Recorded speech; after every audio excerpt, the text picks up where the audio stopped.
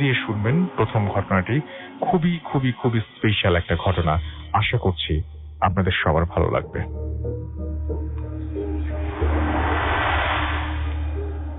আসসালামু আলাইকুম লিসেনার্স, সবাইকে ধন্যবাদ, রাসেল ভাইকেও ধন্যবাদ আবারও আমাকে খুঁজে বের করার জন্য।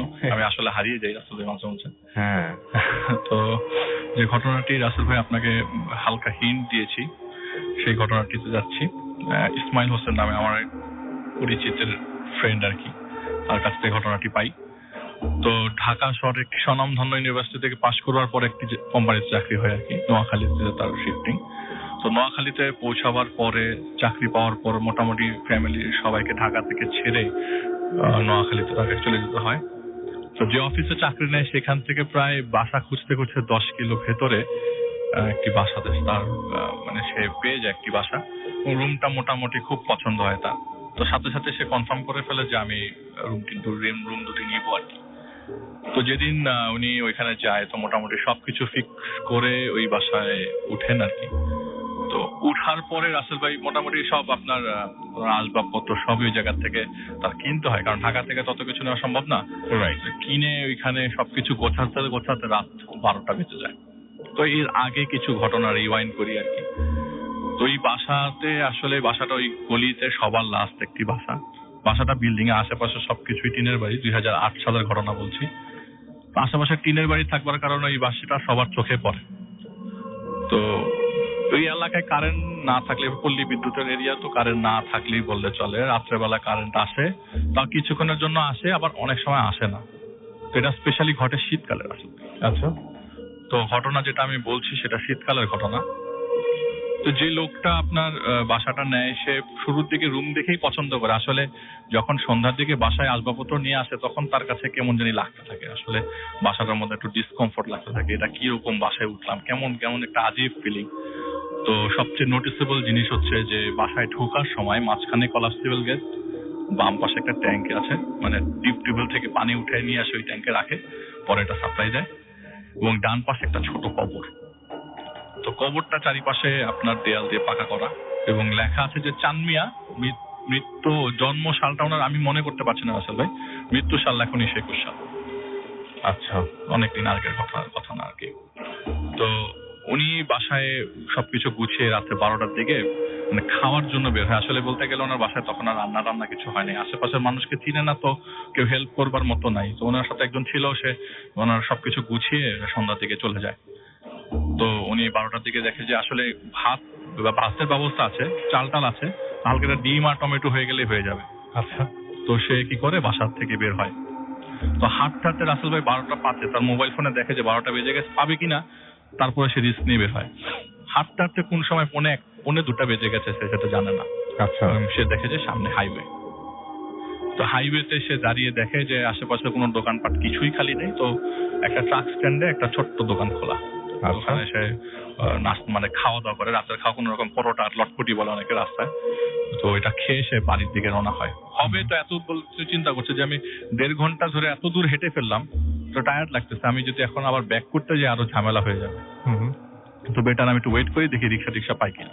আচ্ছা। তো হঠাৎ করে দেখলো একটা রিক্সাওয়ালা। ওই রিক্সার ওয়ালার গঠনটা বলি রাসেল ভাই একটু, যে ওনার বয়সটা অলমোস্ট 60 বছরের উপরে হবে। তো রিক্সায় ওঠার আগে যে জিজ্ঞেস করলো যে, মানে সে জিজ্ঞেস করতে যাবে এদিকে যাবেন কিনা, কিন্তু ওনার মাথার মধ্যে এলাকার নামটা ভুলে গেছে উনি। তো হঠাৎ করে রিক্সাওয়ালাটা এলাকার নামটা বলে দেয়, আপনি কি ওই দিকে যাবেন কিনা। তো উনি বলে যে, উনি হতভম্ব হয়ে যায়, আপনি কিভাবে জানলেন? জানার তো কোনো কথাই না, হঠাৎ করে জানতে পেরেছে। তো রিক্সাওয়ালা জিনিসটা তেমন কিছু গুরুত্ব দেয় না। তো সে নিজেকে বোঝাতে থাকে যে হতে পারে সে আমাকে ফলো করেছে, তো কাস্টমার নাই, হয়তো এই জায়গা পর্যন্ত চলে আসছে আমাকে নিতে। তো আমি রিক্সায় উঠি। তো সেই রিক্সায় ওঠার পরে রিক্সাওয়ালা প্রায় ঘন্টাখানেক তাকে নিয়ে টানে। আমি 1.5 ঘন্টায় হেঁটে চলে আসছি এই জায়গায়, তো রিক্সা দিয়ে 1 ঘন্টা তো কোনো কথাই না। আর ইলেকট্রিসিটি নাই যেহেতু, রাসেল ভাই সব ঘুম, রাত্রেবেলা 2টা বাজে, ওই জায়গায় পুরো অন্ধকার। সে কোথায় যাচ্ছে রিক্সাওয়ালা তার কোনো ধারণাই নেই। আর সে অতটা ভালো করে রাস্তাটা খেয়ালও করেনি আসার পথে, কিন্তু সে হেঁটে গেছে। আচ্ছা। তো বুঝতে পারছে যে আমি সোজা যদি হাঁটা দিয়ে বাড়ি পর্যন্ত যাবো, কিন্তু রিক্সা দিয়ে তো আমি সোজাই আসতেছি, কিন্তু রিক্সাওয়ালা যে আসলে কোথায় নিচ্ছে আমাকে, সে হয়তো শর্টকাট জানে, ডানে ঢুকাচ্ছে, কিন্তু আমি বুঝতে পারছি না আসলে আমি কোথায় যাচ্ছি।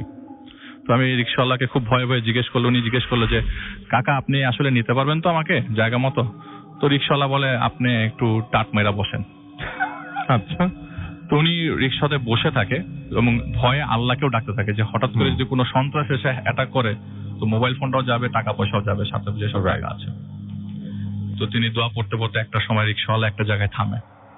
উনি দেখে, দূর থেকেই দেখতে থাকে আকাশের চাঁদের আলোয় ওখানে প্রায় 1000 খানেক মানুষ দাঁড়ানো। বাপ রে বাপ। এবং তখন তো গ্রাম অনুযায়ী অনেক মানুষ, গ্রাম অনুযায়ী অনেক মানুষ আছে এবং অনেক রাত। মানে কি দুইটার দিকে সে রিক্সায় উঠে 1 ঘন্টা পরে। কারণ ওই সময় এত মানুষ গ্রামে সাধারণত জেগে থাকার কথাই না। তো এত মানুষ জেগে আছে, ভিড় মানে এত মানুষের মাথা দেখা যাচ্ছে যে উনি বুঝতে পারছেন আসলে আমি কোনো সেফ জায়গায় আছি না সেফ জায়গায় নাই। আচ্ছা। উনি ধারণা করতে পারছেন না, মনে মনে কান্না করছে, মানে কান্নাটা জাস্ট বের হচ্ছে না, জাস্ট এরকম অবস্থা। তো রিক্সাওয়ালা নেমে বলে, কাকা আমার সাথে একটা জানাজা পড়বেন। হঠাৎ করে তো উনি খুব আচমকা খেয়ে যায়, আমি জানাজা পড়তে বলতেছে। তো সে ভারাক্রান্ত মনে বলে, কাকা আপনি আমাকে বাসায় নামাই দিয়ে আসেন, আপনি এসে জানাজা পড়েন। তো উনি বলে, মুর্দারে কষ্ট দিতে চান? আপনার জানাজা পড়লে তো আপনারই সব, মুর্দারও সব, জানাজাটার পরে যান। তো উনি নিচে নামে, দেখলো যে ওটা বলতে বলতেই রিক্সাওয়ালার মধ্যে নাই, চলে গেছে ভিড় খেয়ে ভিতরে। তো সেও ভিড় ঠেলে ঠেলে আস্তে আস্তে ভেতরে যায়। সে বলছে আমি ভিড় ঠেলতেছি, আসলে কারে ঠেলতেছি আমি জানি না অন্ধকারে, আর কে আমার পাশ কেটে আমাকে জায়গা দিচ্ছে। সে আগানোর পর দেখে সত্যিকারের একটা লাশের খাটিয়াটার মধ্যে একটা লাশ শুয়ে আছে। আর যে লোকটা তাকে নিয়ে এসছে সে একটা রুম থেকে বেরোলো, পাঞ্জাবি পরে একদম রেডি হয়ে আসছে। মানে একদম মানে ইমাম সাহেবরা যেরকম অ্যাটায়ার ইমাম সাহেবের থাকে ঠিক একইভাবে সে বেরোলো রুম থেকে। মনে হচ্ছে যে সে এখনই পুরো ফুল প্রস্তুতি নিচ্ছে তার জানাজাটার জন্য। আচ্ছা। তো জানাজার জন্য বলে যে কি আপনি উজু করেন। তো সে উজু করলো, উজু করার পরে লাশের খাটিয়া ধরেন, কারণ এখানে তো লাশের খাটিয়া ধরার লোকজন নাই। উনি তো বলে কি আমি তো এত মানে ওনার আসলে মনের অবস্থা রাসেল ভাই আমি আপনি কেউ ফিল করতে পারবো না। ওই মুহূর্তে এত রাতের বেলা ওই জায়গায় দাঁড়া থাকে সাধু ওই লোকটাই আসলে ফিল করতে পেরেছে আর কি, যে আমি লাশের খাটিয়া তুলবো। এখন বলে যে আশেপাশে লোকজন নাই, আমি চারিপাশের দিকে হাজার হাজার মানুষ, লাশের খাটিয়া ধরার লোক নাই। তো সে কি করলো, ভয়ে ভয়ে সে রাসেল আসলে ওনার কথা ধরা ছাড়া কোনো উপায় ছিল না আর কি, ওনার কথা শোনা ছাড়া কোনো উপায় ছিল না। সে কি করলো, লাশের খাটিয়াটা তার বলে যে আপনি ওই রিক্সাওয়ালা বলে দিচ্ছে আপনি সামনের বাম পাশের হ্যান্ডেলটা ধরবেন, হাতলটা ধরবেন। তো সে ধরলো, বলে যে আমি লাশটা উঠালাম, আমার কাছে মনে হচ্ছে আমি একটা তুলা রাখলাম আমার কাঁধের উপরে, কোনো ওজন নাই, কোনো ওয়েটই নাই। আচ্ছা, আমি কি ধরতেছি তাহলে কাঁধের মধ্যে। তো আমাকে খুব জোরে, আমি হাঁটা শুরু করবো এমন সময় খুব জোরে একটা ঝাড়ি দিল আমাকে রিক্সাওয়ালা, যে এই আপনি কালিমা শাহাদাত পড়েন না কেন? আমি আরো জোরে কালিমা শাহাদাত পড়া শুরু করলাম। আমার পড়াশোনা শুনে সবাই পড়া শুরু করলো, এবং যারা আমার পিছনে আসছে তারা একটা ডিস্টেন্স মেনটেন করে আসছে, সাথে দিয়ে কেউ হাঁটছে না। আচ্ছা, আমি হাঁটছি, প্রায় 15 মিনিট হাঁটার পরে দেখলাম একটা জায়গায় কবর খোঁড়া আছে। আশেপাশে আমি কিছু দেখতে পাচ্ছি না, চাঁদের আলোয় আমি হালকা কবরটাই দেখতে পাচ্ছি, মাটি উপরে ওঠানো, একটা কবর খোঁড়া, চারিপাশে বেড়া লাগানো। আমি কি করলাম, উনি বলতেছে যে আমি লাশের খাটিয়াটা ওইটার কবরটার পাশে রাখা হলো, এবং ওই হুজুর বললো যে সরি আসলে আমি একটা জিনিস মিশে গেছি, জানাজা হবে। আচ্ছা, আমি মিস করে গেছি। তো জানাজা পড়তে যাবে, তো কবর দেওয়ার আগে একটা মাঠের সামনে সবাই জমায়েত হলো। বলে যে উনি বলছে যে আমি জাস্ট লাশের খাটিয়াটা রাখলাম, আমাদের যে রিক্সাওয়ালা সে আমাকে যে নিয়ে এসছে সেই জানাজা পড়াবে। আমার পাশে আস্তে আস্তে দেখলাম অনেক মানুষ দাঁড়ালো। আমার কাছে মনে হচ্ছে না আসলে 1 লক্ষের বেশি মানুষের, তার কথা আর কি, সে মুখে 1 লক্ষের বেশি মানুষ আছে। এরকম 10টা কাতার হলো। আসলে মানুষ তো উনি গণে নাই, কিন্তু মনে হচ্ছে যে অনেক মানুষ, যে 10টা কাতার হবে। জানাজা শেষ হলো, আবার লাশটা কাঁধে নিয়ে আমি কবর পর্যন্ত আসলাম। এখন আমাকে ওই রিক্সাওয়ালা বললো যে তুমি মাটিতে নামো, কবরে নামো। তো সে বললো যে কবরে নামো মানে? বলে হ্যাঁ আপনি কবরে নামেন, তুমি কবরে নামো। তো সে কবরে নামলো। কবরে নামার পর একটা লোকও তার সাথে কবরে নামলো, এবং সেই চাচা রিক্সাওয়ালা তাকে সেই লাশটা হাতে দিল। এবং রাসেল ভাই বিশ্বাস করবেন না, ওই লাশটা নড়ছিল, যে এই লাশটা হাত পা নড়ছে এই সাদা কাপড়ের ভেতরে। আমি কি করছি আমি জানি না, আমি জাস্ট আমার এই নিঃশ্বাসটা আল্লাহর নামে ছেড়ে দিয়েছি। আমি যদি মারাও চাই আমার কোনো আক্ষেপ থাকবে না। এখন কি হচ্ছে আমি তার নিজের সাথে, সে বলতে যে আমার সাথে কি হচ্ছে আমি নিজেও জানি না। সে লাশটা নামালো, বললো যে লাশটা একটু পশ্চিম দিকে কাত করে দেন এবং উপরে গিটটা খুলে দেন। উপরে গিটটা খোলার পরে হালকা মাথাটা বের হওয়ার কারণে দেখলাম যে মুখটা একটা হাসি দিয়ে আছে একটা মানুষ ঘুমন্ত অবস্থায়, চাঁদের আলোতে হালকা একটু বুঝতে পারলাম। তাও আমি শিওর না, উনি বলছে তাও আমি শিওর না যে আসলে আদৌ হাসি দেয়া কিনা, আমার সবই মনের ভুল সম্ভবত। আমাকে টান দিয়ে হাত দেয়, আমি এখনো সেই জিনিসটা ফিল করতে পারছি যে আমাকে টান দিয়ে কবর থেকে উপরে ওঠালো। মাই গড। এবং বললো যে 10 কদম বা আমার কদমটার কথা মনে নাই, হয়তো 20 কদম পেছনে যেতে বললো। আচ্ছা। অটোমেটিক দেখা গেল যে কবরের মধ্যে সব মাটি আস্তে আস্তে কবরের উপর উঠে গেছে, সুন্দর হয়ে কবরটা হয়ে গেল, চারিপাশে বেড়াটা আবার সুন্দর করে লেগে গেল, অসম্ভব সুন্দর ভাবে মানে কোনো কষ্ট ছাড়াই কবর হয়ে গেল এবং সবাই মোনাজাত ধরলো। আচ্ছা। এবং তার সাথে পিছনের সবাই মোনাজাত ধরলো। আচ্ছা। মোনাজাত ধরে শেষ হওয়ার পরে ওনার কাঁধের মধ্যে হাত রেখে ওই চাচা বললো, বাবা চলো বাসায় যাই। তো উনি খুব কান্না স্বরে, কাকা আমাকে বাসায় নামাই দিয়ে আসেন। তো বললো এটাই তো তোমার বাসা, টেনশন কিসের, দেখো তুমি ভালো করে খেয়াল করো। আর আস্তে করে কানে দেখলো যে দূর থেকে ফজরের আজান, মাইক ছাড়া যেসব মসজিদ আছে ফজরের আজান আস্তে আস্তে কানে আসতেছে। হঠাৎ করে সে পিছন থেকে সোজা তাকানোর পর দেখলো যে তার বাসার সামনে সে দাঁড়িয়ে আছে। মনে হচ্ছে যে আমি চলে এই কবর থেকে বললো, হ্যাঁ তখনই ওখানে হয়তো কিছু একটা। সাথে সাথে দেখলো যে তার নিজের বাসার সামনে কবর এবং আস্তে আস্তে হালকা হালকা আলো বোঝা যাচ্ছে, কেউ হয়তো লাইট জ্বালিয়েছে বা কিছু একটা ওই বিল্ডিং এ নিচে সেই কবরের জায়গায়।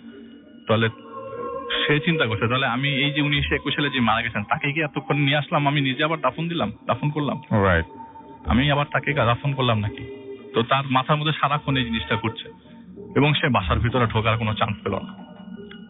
একটা পর্যায়ে দেখলো সেই লোকটা, সে চাচা আস্তে আস্তে হেঁটে হেঁটে সে কবরটার ভিতরে ঢুকে গেল, চোখের সামনে দেখতে পেল। আচ্ছা। চাচার তো ঘটনা ওখানে এসে সে হতভম্ব অবস্থায় তার ওই বাসার সামনে দাঁড়িয়ে, বাসায় ঢোকার কোনো সাহস তার নাই। সে আস্তে করে আল্লাহর নাম নিতে নিতে মসজিদে চলে গেল পাশে। ওই মসজিদে সে নামাজ পড়ার পরে দিনটা কোনো রকমে ওই রাতটা কোনো রকমে কাটিয়ে সাথে সাথে তো সকাল হয়ে গেল। কিছুক্ষণ পরে হুজুরকে নিয়ে বাসায় যে আসবাবপত্র সব নামে নিয়ে এসে হুজুরকে জিজ্ঞেস করলো যে আমি এই জিনিসটা সারা রাত আজকে এই জিনিসটা এই অবস্থায় ছিলাম, আপনারা ডেসক্রিপশন কি দিবেন, আমি কি স্বপ্নে ছিলাম নাকি অরিজিনালি ছিলাম? তো হুজুর বলে আপনি কিসে ছিলেন আমি জানি না, আপনি চলে যান এখান থেকে, আপনার যদি যাইতে ইচ্ছা করে এত ভয় লাগে। সে আর থাকার সাহস না, ওখান থেকে সে চলে যায়। আর ওই বাসার আশেপাশে সে আর ফেরে নেই কখনো। এটাই ছিল রাসেল। অনেক সুন্দর একটা ঘটনা এবং অনেক চমৎকার একটা ঘটনা, এবং ইমেইল পাঠিয়েছেন এরকম একটা স্টোরি আমরা এখন পড়ে শোনাচ্ছি। আমি পড়ে শোনাচ্ছি যেভাবে লিখেছেন ঠিক সেভাবেই। যিনি লিখছেন তিনি যেভাবে লিখছেন, আমি মঈনুদ্দিন, গণযোগাযোগ ও সাংবাদিকতা বিভাগ, ৪র্থ বর্ষ, রাজশাহী বিশ্ববিদ্যালয়। রাসেল ভাই ভালো থাকেন, তাই আর জিজ্ঞেস করলাম না কেমন আছেন, সরাসরি ঘটনায় চলে যাচ্ছি। আমি তখন ক্লাস 5-এ এবং এটা 2003 সালের দিকের ঘটনা। আমাদের বাড়ি খুলনা জেলার বাটিয়াঘাটা থানার ধাদুয়া গ্রামে। ওই সময় আমাদের এলাকার কোনো ডাক্তার ছিলেন না, যার কারণে চিকিৎসার জন্য শহরে যাওয়া লাগতো, তাড়াতাড়ি কোনো ডাক্তার পাওয়া যেত না। আর সে কারণে গ্রামের সবাই একবার একটি ডাক্তারকে গ্রামে নিয়ে আসলেন। আমাদের গ্রামের একটি বাজার ছিল, সেখানে তাকে একটি চেম্বার করে দেয়া হলো এবং বাজারের পাশে একটি কাঠের সমিল ছিল, তার যে গুদাম ঘর ছিল সেখানে ডাক্তারকে থাকতে দেয়া হলো। বেচারা কি অবস্থা, গুদাম ঘর। আচ্ছা যাই হোক, তার বয়স আনুমানিক 55। পরিবার ছেড়ে তিনি একাই এখানে থাকতেন। গ্রামের কারো কোনো অসুখ হলে তিনি বাসায় গিয়ে চিকিৎসা করতেন, তা যত রাতই হোক না কেন। একদিন হঠাৎ আমার দাদু অসুস্থ হয়ে পড়েন। আমার বাবা ডাক্তার আনতে একটি হারিকেন নিয়ে একা একা ওই গুদাম ঘরে যান। দূর থেকে বাবা দেখেন ঘরে আলো জ্বালানো, রাত তখন 3টা। বাবা গুদামের কাছে গিয়ে দেখেন ওই ঘরে যেখানে ডাক্তার শুয়ে আছেন তাকে ঘিরে 2টা ফুটবলের মতন বড় আগুনের গোলা ঘুরপাক খাচ্ছে। বাবা দেখে ভয় পেয়ে গেলেন, কিন্তু দাদু অসুস্থ, তাই তিনি হারিকেনটা উঁচু করলেন। হঠাৎ আলো দেখে ভয় পেল, কিন্তু দাদু অসুস্থ তাই হারিকেনটা উঁচু করলেন। হঠাৎ আলোগুলো নিভে গেল। ডাক্তারকে 5-6টা দাগ দিলে উঠে এবার তাকে নিয়ে আমাদের বাড়ি যান বাবা। বাবা ভাবলেন দাদু যেহেতু বেশিরভাগ সময় অসুস্থ থাকেন, তাই বাবা বললেন ডাক্তারকে আমাদের বাসায় একটা অতিরিক্ত রুম ছিল, সেখানে থাকার কথা বলি। এবং তিনি শুরু করেন আমাদের বাসায় এখানে বলে রাখা ভালো, তিনি রাত জেগে ইবাদত করতেন। তার লম্বা একটা তসবিহ ছিল এবং উনি প্রতি রাতে জপ করতেন। আমরা থাকতাম পাশের রুমটাতে। একদিন রাতে আমরা খাবার খেয়ে সবাই ঘুমিয়ে পড়ি এবং 4টার দিকে হঠাৎ গোঙানির আওয়াজ পেয়ে আমরা সবাই জেগে উঠি। ডাক্তারের রুমের দিকে যাওয়ার আগে ধপাস করে একটা আওয়াজ হলো। আমরা সেখানে গিয়ে দেখি উনি ঘেমে গেছেন। জিজ্ঞেস করলে উনি বলেন তার যে খাটটা ছিল সেটা নাকি উঁচু করে ঘরের ছাদের কাছাতে কে জানি চেপে ধরেছিল। এরকম প্রায়ই হতো এবং আমরা সবাই অভ্যস্ত হয়ে গিয়েছিলাম। একটা পর্যায়ে তিনি আমাদের বাসা ছেড়ে চলে যান। কিন্তু ঘটনা এখানে শেষ হলো না, বরং উৎপাত শুরু হলো। আমাদের একটা মালবাহী ট্রাক ছিল এবং এরপর থাকতে শুরু করলো ওই ট্রাক ড্রাইভার। সে ডাক্তারের কাহিনী জানতো কিন্তু তাতে কোনো পাত্তা দিল না। বলতেন আরে ভূত বলে কিছু নেই, আমি রাত বেরাতে গাড়ি চালাই, ও সবে আমি ভয় পাই না, আমার কিছু হবে না। ওই রুমে একা একা থাকতে পারবেন তিনি। 1 মাস থাকার পর সমস্যা শুরু হয় এবং রাতে সাকিব ভাই অর্থাৎ ডাক্তার চিৎকার দিয়ে উঠতেন।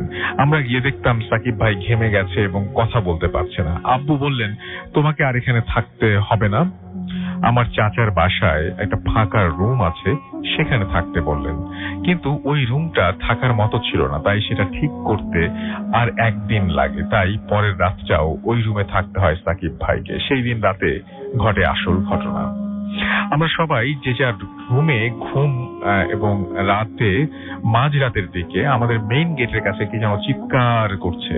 আমার বাবা লাইট নিয়ে নেমে গিয়ে দেখেন আমাদের ড্রাইভার সারা গায়ে মাটি মাখানো, কোনো কথা বলতে পারছেন না।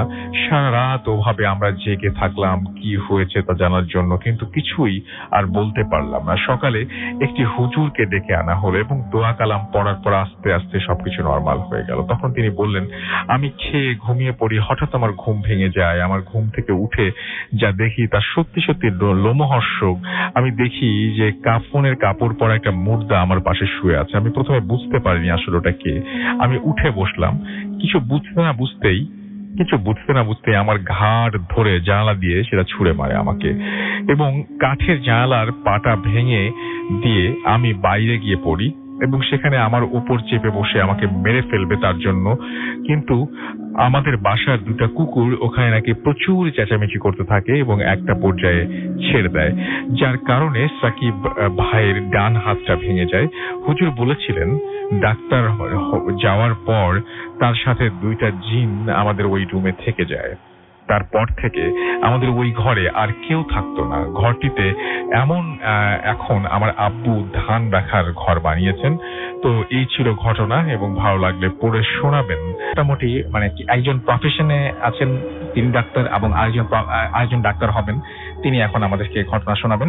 আপনার নামটা প্লিজ একটু বলবেন, তারপরে আমরা আপনার ঘটনায় যাব।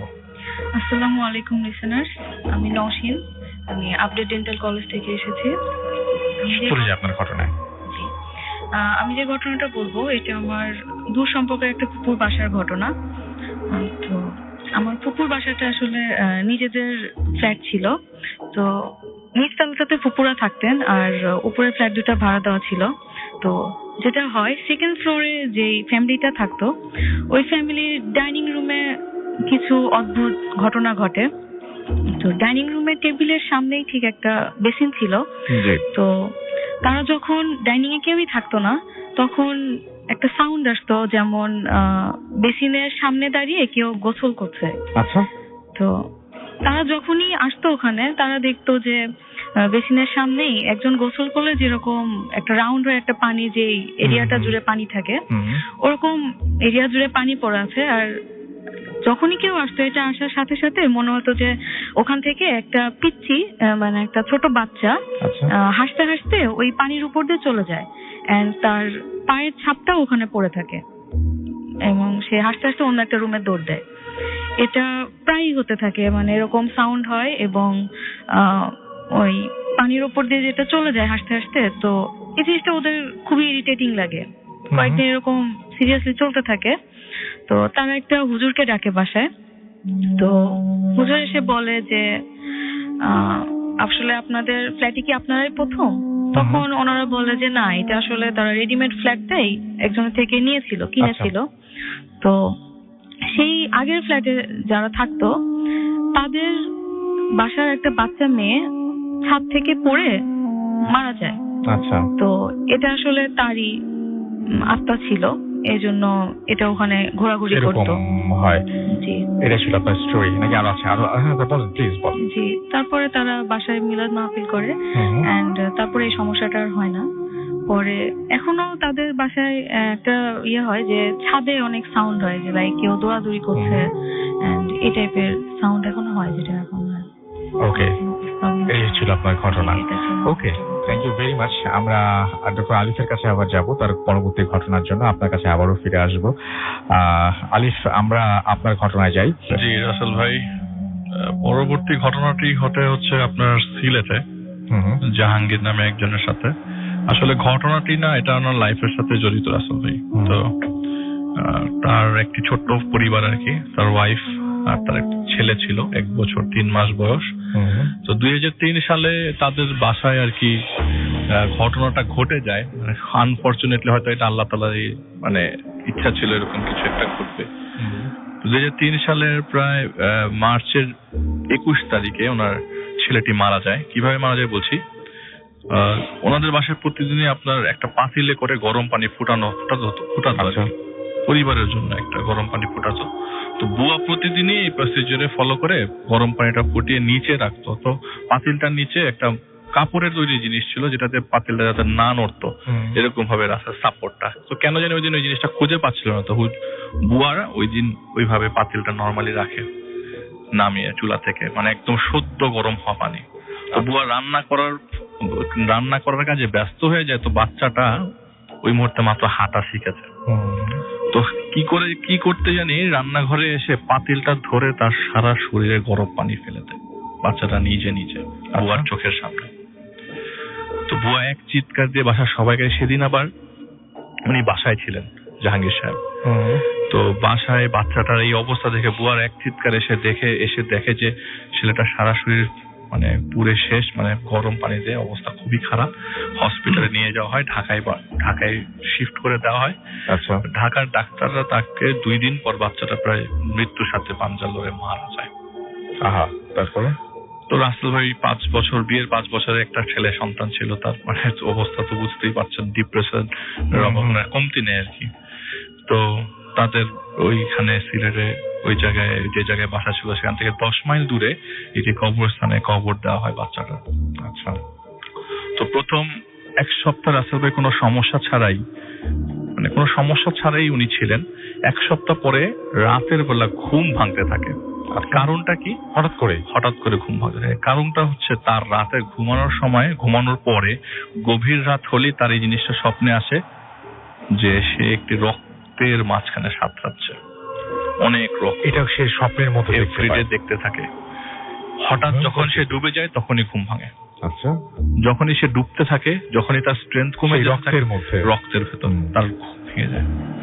তো ঘুম ভাঙার পর সে আচমকা উঠে যায়। এরকম করে প্রায় 10 থেকে 12 দিন একই স্বপ্ন, প্রতিদিন একই সময়। ওকে। সে ডাক্তার দেখায় ঢাকা শহরে, এসে সাইকিয়াট্রিস্ট দেখায়। সাইকিয়াট্রিস্ট বলি তার তো খুবই সিম্পল কেস, আপনার ছেলেকে আপনি খুব ভালোবাসতেন, ডিপ্রেশনের মাঝখানে পড়ছেন, বেটার রেস্টে যান, এই ওষুধটা খান, 1 মাস ওষুধটা খান, দেখেন ঠিক হয়ে যাবে। তো রাসেল ভাই 10 দিন ওষুধটা খাওয়ার পর 10 দিন কাজ করার পর থেকে আর কাজ করা বন্ধ করে দেয়। তো কাজ করা বন্ধ করে দেয়। ওনার ওয়াইফের এই প্রবলেমটা হচ্ছিল, ওনার ওয়াইফের ঘুম হচ্ছিল, কিন্তু ওনার ওয়াইফ সারাক্ষণ চুপচাপ বসেই থাকতো। তো গভীর রাতে একদিন ওনার ওয়াইফ ঘুম ভেঙে চুপ করে বসে আছে। হঠাৎ করে ড্রয়িং রুম থেকে বাচ্চাদের সাউন্ড আসতে থাকে। উনি একটু আগে যে ঘটনা বলেন বাচ্চা, আমার ঘটনাটাও রাসেল ভাই বাচ্চা রিলেটেড। একটা বাচ্চার সাউন্ড আসতে থাকে, কান্নার সাউন্ড, আবার কিছুক্ষণ পর হাসির সাউন্ড। তো রাসেল আমার নিজেরই বুক ধরপড় করে, এরকম করে যে আমি খাটের উপরে বসি, স্বাভাবিক যে কেউ শুনলে আমার পাশের রুম থেকে বাচ্চাদের সাউন্ড আসতেছে, অত বাসার কেউ নাই, ওই বিল্ডিং এ কোনো বাচ্চা নাই রাসেল ভাই, ওনাদের বাচ্চা ছাড়া কোনো বাচ্চা ছিল না, ওনার নিজেদের বাড়ি এটা। তো উনি ড্রয়িং রুমের দিকে যায়, ডাইনিং স্পেসের দিকে যায়, কোনো বাচ্চা দেখে না। এরকম করে 2-3 দিন তৃতীয় দিন হঠাৎ করে একটা চিৎকারে ওনার স্বামীর ঘুম ভাঙে, মানে যার কাছ থেকে আমি ঘটনা পাই। সে বলে আমার হঠাৎ করে ঘুম ভাঙে আমি আমার ওয়াইফের চিৎকারে। আমার ওয়াইফ বলে আমার বাবু তো আমার কাছে আসছিল, বাবু আমার পায়ের কাছে আসছিল। ওনার বাচ্চাটার নাম ছিল কাব্য। কাব্য আমার পায়ের কাছে আসছিল। তো এরকম করে কয়দিন আর চলা যায়, আবার ওনার ওয়াইফকে এসে ডাক্তারের কাছে নিয়ে যায় যে আসলে আমাদের দুজনের অবস্থায় খুবই খারাপ, ভেকেশনে যাওয়া দরকার, এরকম কিছু আপনি আমাকে সাজেস্ট করেন আমি কি করবো। বলে যে আপনারা এই ওষুধটা খেতে থাকেন।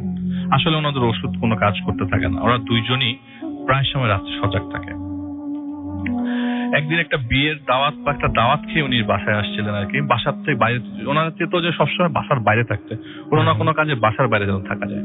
রাত হলেই ওনাদের কেমন জানি একটা বিভীষিকাময় রাত হতে থাকে যে আসলে এখন যদি না ঘুমাই আমি বাচ্চার সাউন্ড পাবো, আর আমি যদি ঘুমাই যাই আমি রক্তে সাঁতার কাটবো। আমার এই লাইফটা ওনার মধ্যে চলছিল। তো ওনার ওয়াইফেরও সেম অবস্থা, ওনার ওয়াইফও ঘুমাতে পারতো না, ওই ওষুধও কোনো কাজ হতো না। তো বাইরে ঘোরার মধ্যে ম্যাক্সিমাম অফিস টাইমের পরে ম্যাক্সিমাম চেষ্টা করতো ঘুমানোর জন্য, বাইরে ঘোরার জন্য। তো একদিন একটা দাওয়াত থেকে বাসায় আসার পরে ওনার ওয়াইফ চা বানাতে রান্না করে চলে যায়। এটা কিন্তু রাসেল ভাই ওনার বাচ্চা মারার প্রায় 3-4 মাস পরের ঘটনা। চা বানাতে রান্নাঘরে যায়, উনি ওয়াশরুম থেকে ফেরত এসে দেখে যে ওনার রুমের দরজা জানালা সব বন্ধ। অথচ ওই সময় গরম ছিল, তো দরজা জানালা সব খোলা রেখেই উনি ওয়াশরুমে যায়। বাসায় যখন তারা ছিল না তখন জানালা টানালা বন্ধ করে গেছিল। তো যখন সে ওয়াশরুমে যায়, জানালা সব খুলে সে ওয়াশরুমে যায়। ওয়াশরুম থেকে ব্যাক করার পর দেখে সব বদ্ধ অবস্থা এবং দরজার নিচ থেকে বাষ্প আকারে ধোঁয়া আসছে এবং পুরো রুমটা ধোঁয়ায় ভরে গেল। এমন ভ্যাপসা গরমে আস্তে আস্তে তার মনে হচ্ছে তার শরীরে ফোসকা পড়ে যাচ্ছে। অনেক জোরে জোরে দরজা, এই পাশে উনি ধাক্কাচ্ছে, ওই পাশে ওনার ওয়াইফ ধাক্কাচ্ছে, কেউ দরজা খুলছে না। ওনার মতে যে আল্লাহর রহমতে আমি কোনো কষ্ট ছাড়াই হঠাৎ করে দেখলাম যে বাতাস আসা শুরু করলো, হঠাৎ করে জানালা খুলে গেল। আমরা এরকম কেন ফিল করছি? আমরা 2 হাজবেন্ড ওয়াইফ, এরকম ফিল করার তো কথা না, রাইট? এরকম ভাবে ফিল করবোই বা কেন? আমরা তো এরকম কন্ডিশন, রাসেল ভাই ওনাদের শোনা মতো অনেকের বাচ্চা মারা গেছে বা কিছু, এরকম তো কারোর সাথে কখনো হয়নি, তাদের সাথে কেন হচ্ছে? সেটাই তো তারা জিনিসটা কোয়েশ্চেন, অনেক খোঁজাখুঁজির মাঝখানে রাসেল ভাই যে কাকে নিয়ে আসলে কে এটার সলিউশন দেবে, এরই মাঝখানে হঠাৎ করে ঘুম ভাঙে। রাতের বেলা গভীর রাত, সেদিন প্রচন্ড বৃষ্টি হয়। ঘুম ভাঙার পর তিনি দেখে যে তাদের বেডরুমের দরজাটা খোলা ছিল। ওই দরজা দিয়ে 2-3টা বাচ্চা তাদের রুমে ঢুকে। আচ্ছা, বাচ্চাগুলা ফ্লোর থেকে দেয়ালে উঠতেছে, দেয়াল থেকে সিলিং এ যাচ্ছে, কোনো সমস্যা নেই, মানে খুব বাজে হাসি দিচ্ছে বাচ্চাগুলা। হঠাৎ করে একটা সময় তার একটা বাচ্চা তার খাট বেয়ে তার পা ধরে তার বুকের কাছে চলে আসে, যেরকমটা তার বাচ্চা করতো।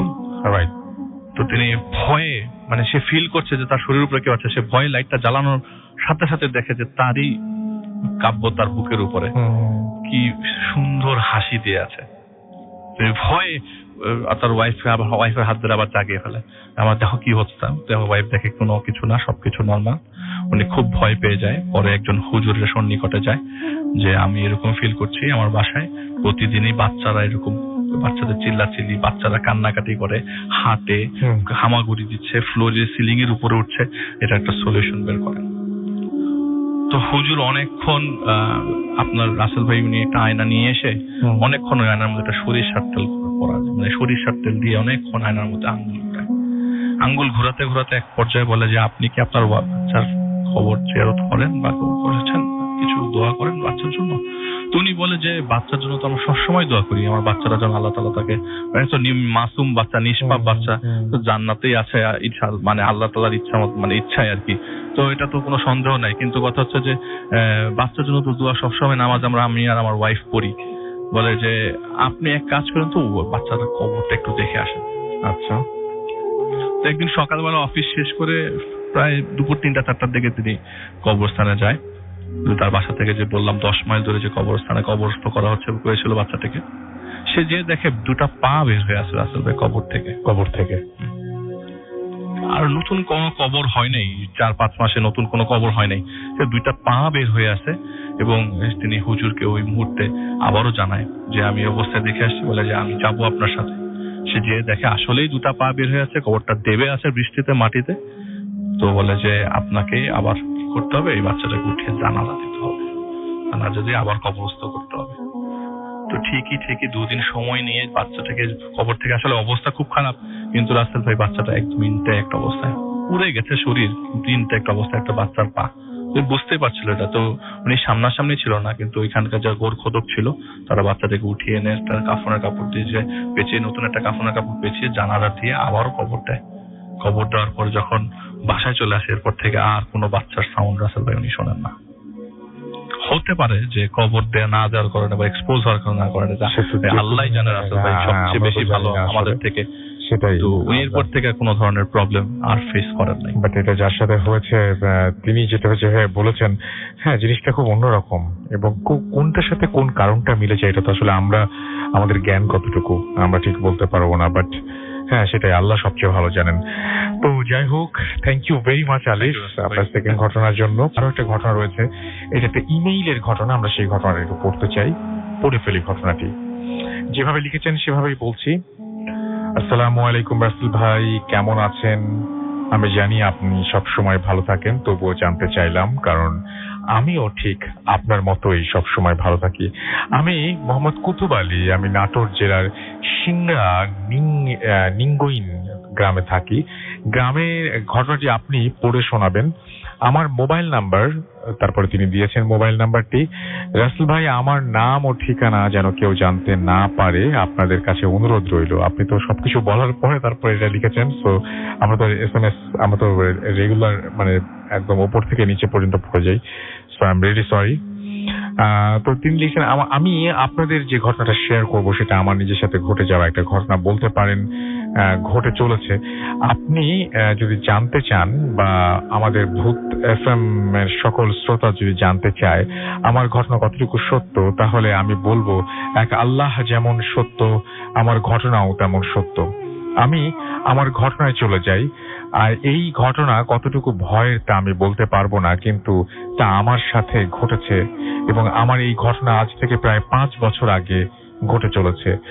এখন আমার বয়স 18, তার মানে বলতে পারেন আমার ভালো মন্দ জ্ঞান হওয়ার আগে থেকেই আমার সাথে এই সমস্ত ঘটনা ঘটে চলেছে।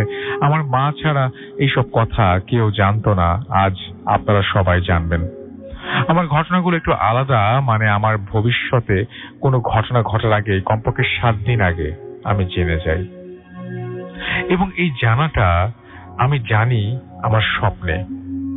এমনকি আমার রক্তের সম্পর্কের কোনো মানুষের যদি কোনো বিপদ বা কোনো সুখবর যদি আসে, তবে তার কমপক্ষে 7 দিন আগে আমি তো জানতে পারি। এমনকি আমার পরিবারের যদি কারো মৃত্যু হয়, তার 1 মাস বা দিন আগে আমি আমার ঘুমের মধ্যে জানতে পারি তার মৃত্যুর খবর। সেই স্বপ্ন দেখার ঠিক 7 দিন পরেই আমি যে ব্যক্তির মৃত্যু দেখেছিলাম ঠিক তার মৃত্যু হয়। আমার কথা শুনে আপনাদের কাছে বানানো বা মিথ্যা বলে মনে হতে পারে, কিন্তু আমি আগেই বলেছি, এক আল্লাহ যেমন সত্য, তেমনি আমার কথাগুলো সত্য। আসলে বিশ্বাস করেন, আমি আমার পরীক্ষার রেজাল্ট বের হওয়ার 3 মাস আগে জানতে পেরে গেছি। আমার এলাকায় যদি কেউ মারা যায়, তার মারা যাবার 7 দিন অথবা 1 মাস আগে আমি তা জানতে পেরে যাই। এছাড়া আমি যদি কখনো বেড়াতে যাব, আজ রাতে যদি আমি ঘুমাই, আমি স্বপ্নে জানতে পেরে যাই যে আমার কালকের ভ্রমণটা কেমন হবে, এবং পরবর্তীতে তা সত্যি হয়ে যায়। আমার এই পর্যন্ত স্বপ্নে আমার জানতে পারা একটা ঘটনাও মিথ্যা বলে প্রমাণিত হয়নি। এমনকি রাসেল ভাই, আমি যদি কোনো জায়গায় বেড়াতে যাওয়ার পর সেখানে যদি কোনো জিন বা আত্মা থাকে, তার কথাও আমি স্বপ্নের মাধ্যমে জানতে পারি।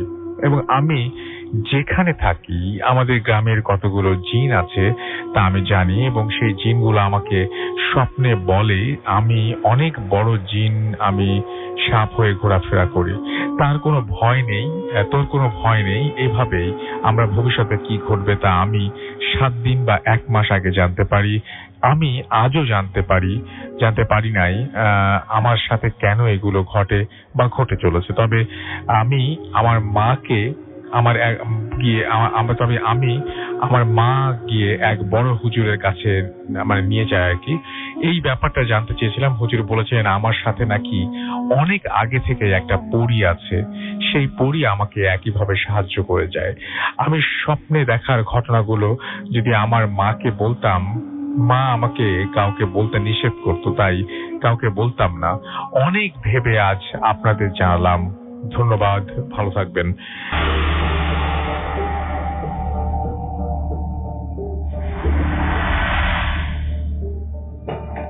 আসসালামু আলাইকুম রাসেল ভাই, আশা করি ভালো আছেন। আমি ভূত এফএমের অনেক বড় একজন ফ্যান। অনেকদিন ধরে ভাবছিলাম ঘটনা শেয়ার করব, কিন্তু সময়ের অভাবে করা হয়ে উঠছিল না। তো আমি যে ঘটনাটা শেয়ার করব সেই ঘটনাটা ঘটেছিল আমার দাদার সাথে। যাই হোক, আর দেরি করবো না, সরাসরি ঘটনায় চলে যাচ্ছি। আমার দাদা তখন, আর এই ঘটনাটা কমপক্ষে 60 থেকে 70 বছর পূর্বে তো হবেই। আমার দাদা তখন নতুন নতুন বিয়ে করেছে, আর আমার দাদা সাধারণত গৃহস্থালির কাজ করতেন।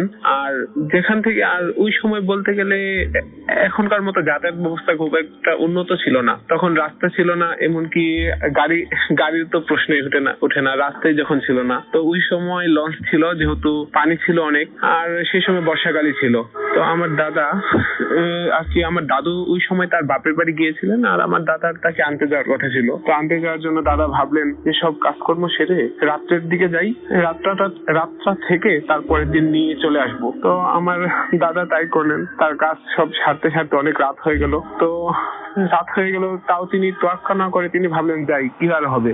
আর তাছাড়া আমার দাদা এমনিতেই খুব সাহসী। তো আমার দাদা যখন আগে লঞ্চে উঠলেন, আগে রাত্রেবেলা লঞ্চে উঠলেন, লঞ্চ দিয়ে যাবে তার শ্বশুর বাড়িতে। তো লঞ্চে ওঠার পরে লঞ্চটা কিছু দূর যায়, অর্ধেক রাস্তা যাওয়ার পরে লঞ্চটা আর কি নষ্ট হয়ে যায়। তো তাদেরকে আর কি জিজ্ঞেস করে যে কি ব্যাপার, লঞ্চ কি হলো, নষ্ট হয়ে গেল, কতক্ষণ লাগবে? তারা বললো ঠিক বলতে পারবো না, কারণ কি নষ্ট হয়েছে, আর আমাদের এই জায়গায় তো তেমন মানুষও নাই যে যারা ঠিক করতে পারে। এটা মনে হয় কালকে সকাল হয়ে যেতে পারে। তো আমার দাদা ভাবলেন যাক, এই লঞ্চের আশা করে লাভ নেই, দেখি অন্যভাবে যেতে পারি কিনা। তো আমার দাদা লঞ্চ থেকে নেমে গেলেন। তো দেখলেন, আর আমার দাদা যেই দিকে যাবে ওই জায়গাটা, রাস্তাটা এমনিতেও খুব ভালো ছিল না। তো আমার দাদা লঞ্চ থেকে নেমে একটা নৌকাকে বলল যে আমাকে আর কি যে জায়গায় যাবে ওই জায়গার নাম বলো, আমাকে ওইখানে দিয়ে আসো। পরে সে বলল যে না, আমি মা পৌঁছে দেওয়াতে আমাকে যত টাকাই দেন না কেন আমি যাবো না ওই জায়গায়, কারণ ওই জায়গাটা খুব খারাপ। পরে আমার দাদা তাকে ওই সময় টাকারও খুব দাম ছিল, প্রথমে 25 পয়সা দিতে চাইলো। পরে বললো আচ্ছা যাও, তোমাকে আমি 50 পয়সা দেবো। তাও সে যেতে রাজি ছিল না। পরে আমার দাদা বললো যাও, তোমাকে আমি 1 টাকা দেবো, আর তুমি আমাকে ওই পারে নামায় দিয়েই সাথে সাথে তুমি চলে আইসো, কোনো অসুবিধা নেই। পরে তারপর সে রাজি হলো যে 1 টাকা পাবো আর তাকে নামায় দিয়ে চলে আসবো। তো তাই করলো, আমার দাদাকে ওই পারে নামিয়ে দিই, সে সাথে সাথে চলে আসলো। তো আমার দাদা নৌকা থেকে নেমে তার শ্বশুর বাড়িতে যাওয়ার জন্য হাঁটছিলেন। তো কিছু দূর যাওয়ার পরে তিনি দেখলেন তার সামনে বিরাট বড় একটা কুকুর। কুকুরটা তো আপনার 5 থেকে 7-8 ফুট লম্বা হবেই, আর উচ্চতাও ছিল সেটা বিশাল বড়। আর তারপরে কুকুরটা তার জিহ্বা বের করে দাদার দিকে তাকিয়ে জিহ্বাটা বের করে শাসাচ্ছিল, আর তার জিহ্বা দিয়ে আর কি লালা ঝরছিল। তো আমার দাদা দেখে প্রথমে অতটা ভয় পেলেন না। তো তিনি লাইট মারলেন, লাইট মারার সাথে সাথে দেখলো কুকুরটা নেই। তিনি লাইটটা বন্ধ করলেন, দেখলেন আবার কুকুর। তো এরকম ভাবে করতে করতে এক পর্যায়ে দেখা গেল যে লাইটটাও আর জ্বলছে না। দাদা যতই চেষ্টা করছে লাইটটা জ্বালানোর জন্য, কিন্তু লাইটটা আর জ্বলছে না। তো দাদা কি করবে না ভেবে দাদাও খুব ভয় পেয়ে গেল এক পর্যায়ে, যে কি ব্যাপার, এত বড় কুকুর। পরে আমার দাদা আর কি অনেক দোয়া দরুদ পড়তে শুরু করলেন। অনেক দোয়া দরুদ পড়ার পরে তিনি বললেন যে তোর রাস্তায় তুই যা, আমার রাস্তায় আমাকে যেতে দে। পরে আমার দাদা দেখে তাও যায় না। পরে দাদা অনেক দোয়া দরুদ পড়ার পরে অনেক জোরে একটা দৌড় দিলেন, আর কোনো দিকে না তাকিয়ে তিনি দৌড়ে গিয়ে একেবারে তার বাড়ির যে বাড়ির আঙ্গিনায় গিয়ে ঠাস করে পড়লেন। তো শব্দ পেয়ে সবাই যখন এলো, এসে দেখে যে আমার দাদা সেখানে পড়ে আছে সেন্সলেস অবস্থায়। আর তখন তারা বললো কি ব্যাপার, জামাই আসছে আর জামাইয়ের এই অবস্থা কেন? তো তারা তাড়াতাড়ি দাদাকে তুলে নিয়ে ঘরে গেলেন। ঘরে যাওয়ার পরে তার জ্ঞান ফিরলে তাকে জিজ্ঞেস করলেন যে কি ব্যাপার, এরকম হলো কেন, তুমি কেন এভাবে, তুমি কিসের জন্য এভাবে আসলা, তুমি ভয় পেয়েছো নাকি? এসব জিজ্ঞেস করার পরে আমার দাদা বললো যে হ্যাঁ আর কি, দাদা তাদের ঘটনা সব খুলে বললো। খুলে বলার পরে দাদা আর কি খুবই অসুস্থ ছিল। দাদা তার শ্বশুর বাড়িতেই কয়েকদিন থাকলো, যেহেতু তিনি অসুস্থ ছিলেন। ওখানেই তাকে বিভিন্ন হুজুর দেখানো হলো। তারপর দেখানোর পরে এক পর্যায়ে দেখা গেল যে একদিন আমার দাদা তাদের যে বারান্দা ছিল, বারান্দার এ পাশ থেকে ওই পাশে আর কি গৌড় দিতেন। তিনি গৌড়ে একবার এই পাশে যেতেন, একবার ওই পাশে যেতেন। আর এই সময় নাকি আমি শুনেছি, আমার দাদা বলেছে, সবাই বলেছে যে তার নাকি হাড্ডি গুলা যে আছে কাঁধের, এগুলো টাস টাস করে নাকি খালি ফুটতো। তো একদিন আর কি হুজুর এভাবে দেখাতে তা তো, আর হুজুর দেখানো তো চলছিলই, হুজুরের চিকিৎসাও চলছিল। তো একদিন আমার দাদার শালা যিনি, তিনি আর কি দাদাকে বললেন যে কি দুলা ভাই আমাদের ঘরটা উঁচা করতে পারবেন নাকি, আপনার কত শক্তি দেখি। পরে বললো হ্যাঁ পারবো। পরে তিনি ঘরের একটা খাম তুলে নাকি আমি শুনেছি আর কি যে অর্ধেক ঘরটাই আর কি উঁচা করে ফেলছিলেন। তো বলেন যে হ্যাঁ বুঝছি আপনি পারবেন, যে না মানে আর উঁচা করতে হবে না। তো এট লাস্ট আমার দাদার যে জিনটা তারা পজেস হয়েছিল ওটা থেকে সারাতে তারা সফল হয়, আর আমার দাদা ধীরে ধীরে সুস্থ হয়ে যায় সবার দোয়ায়। তো রাসেল ভাই এই ছিল আমার ঘটনা। রাসেল ভাই এই বলে good bye. Bhoot FM. The night comes alive with Graminphone.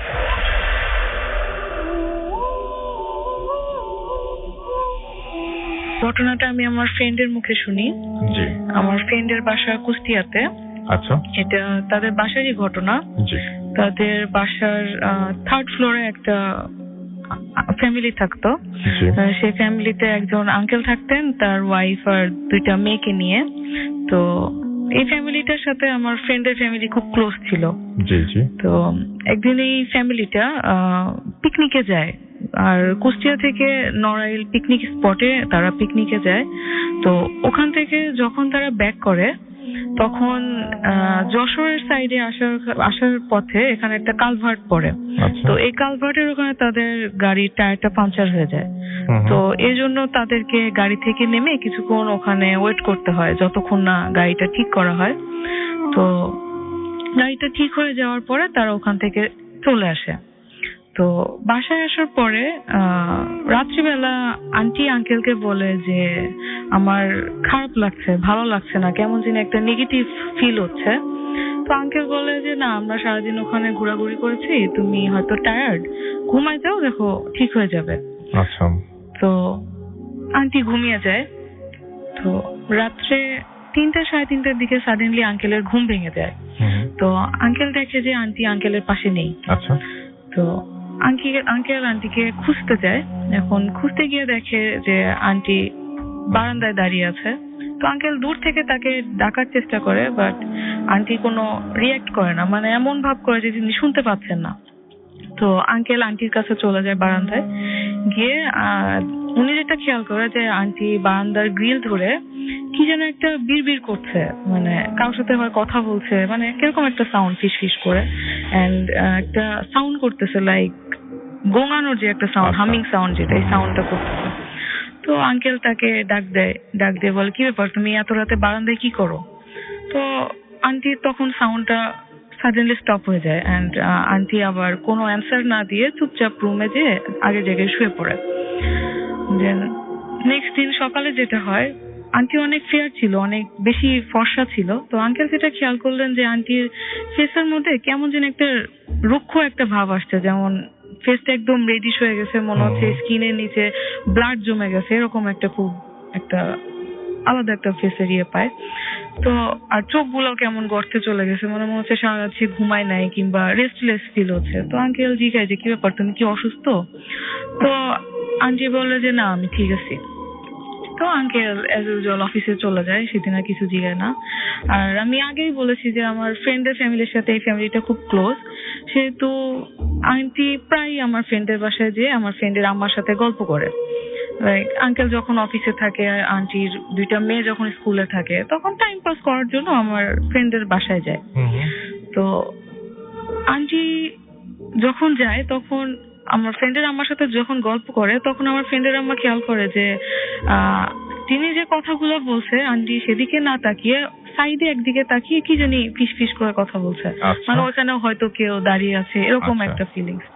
তো তিনি আন্টিকে বলে যে কি ব্যাপার ভাবি, কিছু হয়েছে? তখন আন্টি কোনো অ্যান্সার দেয় না, তার দিকে একবার তাকিয়ে আবার সেই আগের জায়গায় তাকিয়ে থাকে। তো তারপরে উনি আবার বাসায় চলে যায়। নেক্সট দিন যেটা হয়, এটা তো আসলে শীতের সময়ের ঘটনা। তো শীতের দিনে কি হয়, বাইরের সাউন্ড গুলা তো খুব আস্তে থাকে, মানে বাসার ভেতরে কোনো সাউন্ড হলে এগুলা রিপিট হয়, মানে খুব শোনা যায়। তো আমার ফ্রেন্ডের রুমে যে বারান্দাটা ছিল, সেই বারান্দাটা ওই আন্টির বাসার বারান্দার মানে নিচে, তো উপর থেকে ওই বারান্দায় কিছু হলে সাউন্ডটা ভেসে আসতো। তো আন্টি যে বারান্দা ধরে ফিস ফিস যেটা সাউন্ড করতো, তারপর গোঙানি যে সাউন্ডটা করতো, ওই সাউন্ডটা তারা বারান্দা থেকে শুনতে পেত। শুনে তো এটা ইউজুয়ালি ব্যাপার, একজন তো ভয় পাবে যে এরকম সাউন্ডটা কেন আসে, তো তারা প্রায় বারান্দায় যাওয়াই বন্ধ করে দেয়। আর আন্টি এই ওয়ার্ড বিহেভে ওরা আন্টি বাসায় আসলেও আন্টির সামনে আসা বন্ধ করে দেয়, যে যার রুমে থাকে যে আন্টির সামনে আসবে না, ভয় পায়। তো একটা অদ্ভুত জিনিস হয় এখানে যে আন্টি যখন বাসায় থাকে তখন তারা যে কোনো রুম থেকে যদি আন্টির দিকে মানে লুকিয়ে আন্টিকে দেখার চেষ্টা করে, তখন তারা খেয়াল করে যে আন্টি তাদের দিকে তাকিয়ে আছে।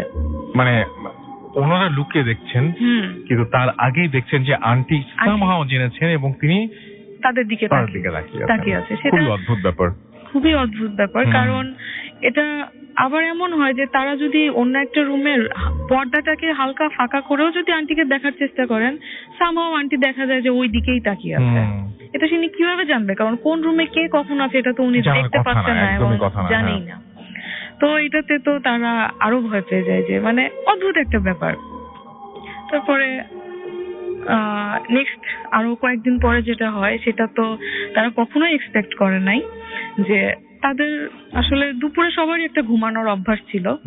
তো আমার ফ্রেন্ডের রুমে আমার ফ্রেন্ড ঘুমাচ্ছিল, তো জাস্ট মাগরিবের একটু আগে ওর উঠে যাওয়ার অভ্যাস। তো উঠবে এমন একটা সময় ও এক পাশ থেকে আরেক পাশে ফিরে জাস্ট চোখটা খুলে দেখলো যে আন্টি তার বেডের পাশে দাঁড়িয়ে আছে এন্ড তার দিকে ঝুঁকে তার দিকে খুব বড় বড় করে তাকিয়ে আছে, মানে খুব রেগে এরকম একটা জিনিস। তো এটা একটা নর্মাল বিষয় যে একটা মানুষ যদি ঘুমের মধ্যে উঠে এরকম একটা ফেস দেখে, তার দিকে এত ঝুঁকে তাকিয়ে আছে, তো এটা খুবই ভয়ঙ্কর একটা ব্যাপার। তো সে এটাতে খুবই ভয় পেয়ে চিৎকার দিয়ে পাশে তার আম্মার রুমে চলে যায়। আর তার আম্মার রুমটা তার রুমের একটা রুম পরেই তার আম্মার রুম। তো আম্মাকে বলে, তার আম্মার সাথে করে সে যখন তার রুমে আসে, এসে দেখে যে আন্টি উধাও। মানে এত অল্প টাইমে মানে একজন তার রুম থেকে বের হয়ে মেইন গেটে বের হয়ে চলে যায়, এটা একটা নর্মাল মানুষের বেশ মানে সম্ভবই না। তারা যে সিঁড়ি পর্যন্ত যাবে, যে আন্টি সিঁড়িতেও তো থাকতে পারতো, কিন্তু সিঁড়িতেও সে নাই, এত তাড়াতাড়ি সে কিভাবে বাসায় চলে গেল? সেটাই তো মানে চরম একটা অদ্ভুত ব্যাপার। তো তারা মানে আগে তাদের বাসার যে মেইন ডোরটা খুলে রাখতো, কারণ বাইরের কেউ সেখানে আসতো না, ফ্ল্যাটে সবাই আসতো। তো এই জিনিসগুলো হওয়ার পর থেকে তারা তাদের দরজাটা লাগায় রাখা শুরু করে, কেউ নক না করলে খুলতো না। এরকম কয়েকদিন পরে দেখা গেল যে আন্টিদের বাসা থেকে খুব চিল্লাচিল্লি সাউন্ড আসে, লাইক আন্টির যে দুইটা মানে মেয়ে আছে, সেই দুইটা মেয়ের কান্নাকাটির চিল্লাচিল্লি, মানে হেল্প চাচ্ছে এরকম সাউন্ড আসতে থাকে। তো তখন এরকম সাউন্ড শুনে আন্টি, আমার ফ্রেন্ড, সবাই মিলে ফ্ল্যাটের বাকি সবাই ওদের বাসার মেইন গেটে দিয়ে জড়ো হয় যে কি হচ্ছে বাসার মধ্যে। তারা অনেক বেল দেয়, গেট নক করে, বাট কেউ খুলে না। অনেকক্ষণ এভাবে দাঁড়িয়ে থাকার পরে একটা মানে আন্টির এক মেয়ে এসে গেটটা খুলে দেওয়ার পরে তখন আমার ফ্রেন্ড, তার আম্মার বাকি সবাই ভিতরে ঢুকে দেখে যে আন্টি তার আরেকটা যে মেয়ে ভিতরে ছিল, সেই মেয়েটাকে গলা ধরে দেয়ালের সাথে মানে ধরে রাখছে, আটকায় রাখছে, এন্ড বাকিটা তো কান্নাকাটি করতেছে। আর মানে তার মানে হাতে পায়ে মানে ডিপ, মানে যদি কোনো ইনজুরি হয় তখন তো বাইরে কালো কালো একটা স্পট হয়, ওরকম স্পটের দাগ। তো তারা যে তাকে থামানোর চেষ্টা করে, কিন্তু তার ভেতরে মানে এত পাওয়ার যে সে মানে ধাক্কা দিয়ে সবাইকে ছিটকে সব দিকে ফেলে দিচ্ছে। তো তার ফ্ল্যাটের বাকি সবাই যখন তাকে মানে থামাতে যায়, অনেক চেষ্টা করে, এমন সময় হঠাৎ সে সেন্সলেস হয়ে পড়ে যায়। তখন আন্টির হাজবেন্ড যখন আসে, মানে আঙ্কেল যখন আসে, তখন আঙ্কেল এসে তাকে ডক্টরের কাছে নিয়ে যায়। ডক্টরের কাছে নিয়ে গেলে মানে ডক্টর বলে যে হয়তো তিনি রেস্টলেস ফিল করতেছে, কিংবা কোনো কিছু স্ট্রেস, কোনো টেনশনে আছেন, এজন্য হয়তো উনি মানে কি করছে উনি সেটা বুঝতে পারছে না। তো উনি প্রেসক্রাইব করে এন্ড মেডিসিন দেয়, বলে যে এটা স্ট্রেস রিলিফ করবে এন্ড হয়তো উনি ঠিক হয়ে যাবে।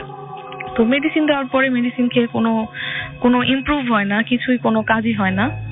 তখন আমাদের মানে ওই আন্টির পাশের বাসার এক আন্টি এসে আঙ্কেলকে সাজেস্ট করে যে দেখেন আপনার মেয়েগুলাকে এইভাবে মারধর করছে, আর আমার মনে হয় না যে এটা তার কোনো অসুস্থতা কিংবা কোনো সিকনেস, আমার মনে হয় তার উপরে কোনো কিছু আসর করছে। তো আপনি একটা কাজ করেন, আমি একটা হুজুরের নাম্বার দিই, আপনি হুজুরের সাথে যোগাযোগ করেন। তো আঙ্কেল হুজুরকে ফোন দেয়, ফোন দিয়ে যোগাযোগ করেন, বলে যে নেক্সট দিন বাসায় আসতে। তো এনিহাও হুজুর সেদিন আসতে পারে না বাসায়। তো যেদিন হুজুরের আসার কথা ছিল নেক্সট দিন, সেদিন দুপুরে হুজুর আসার কথা ছিল, বাট হুজুর আসে না।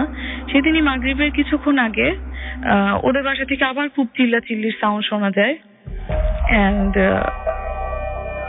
আবার সবাই ফ্ল্যাটের সবাই তো ওখানে যায়। যাওয়ার পরে তো বেল দেয়, কেউই গেট খুলে না, বাইরে থেকে খুবই সাউন্ড আসে, মানে গেট খুলছে না কেউ। তখন তারা কোনো উপায় না পেয়ে বাসার দারোয়ানকে বারান্দা দিয়ে উঠানোর চেষ্টা করে।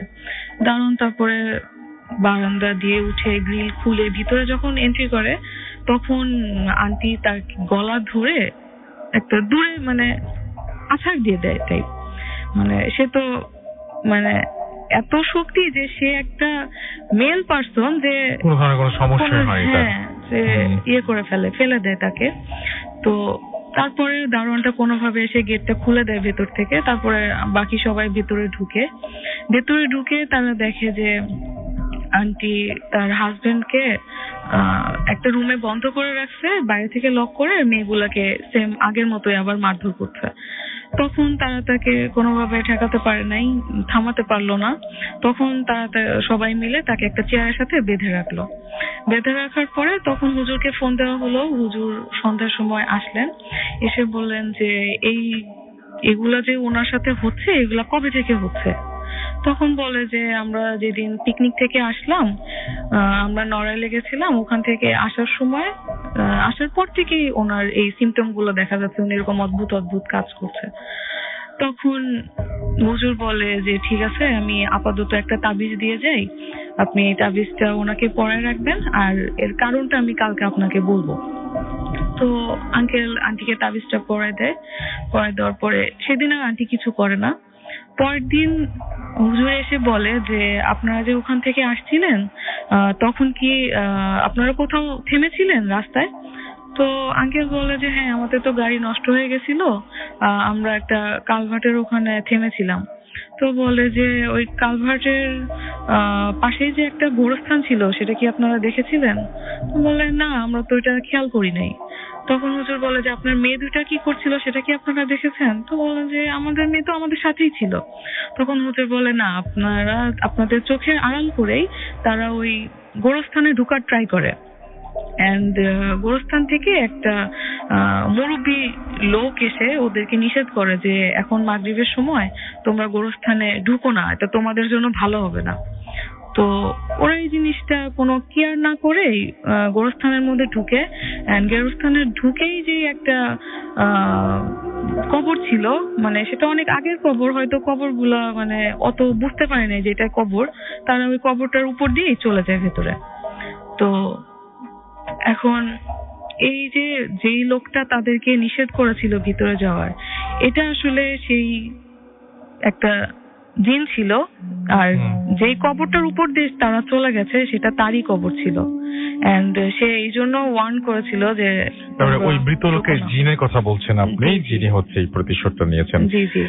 এখন উনি হলো তার ওয়াইফের উপর ভর করে মেয়ে দুটাকে মেরে ফেলতে চায়, মানে রেগে যায়, সেজন্য মেরে ফেলতে চায়।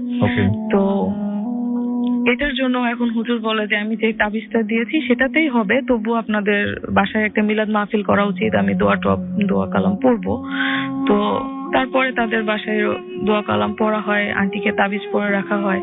তো তাবিজটা পরে থাকা অবস্থায় আন্টি তারপরে অনেকদিনই ভালোই ছিল, কিন্তু সামহাও তার তাবিজটা একদিন খুলে যায়, সে হয়তো খেয়াল করে না। খুলে যাওয়ার পরে যে আনএক্সপেক্টেড একটা জিনিস হয়, সে তার একটা মেয়েকে মেরেই ফেলে। আচ্ছা। তো মেরে ফেলার পরে আসলে তার ফ্যামিলি এটা একদমই এক্সপেক্ট করে নাই, আর কোনোভাবেই তাকে ঠিক করা যাচ্ছিল না। পরে তারা তাকে মেন্টাল হসপিটালে ভর্তি করে দেন, যাতে তার অ্যানাদার যে মেয়েটা আছে সেটা অন্তত ঠিক থাকে। ওকে, এটাই ছিল আমার ঘটনা। থ্যাংক ইউ ভেরি মাচ আপনার ঘটনার জন্য।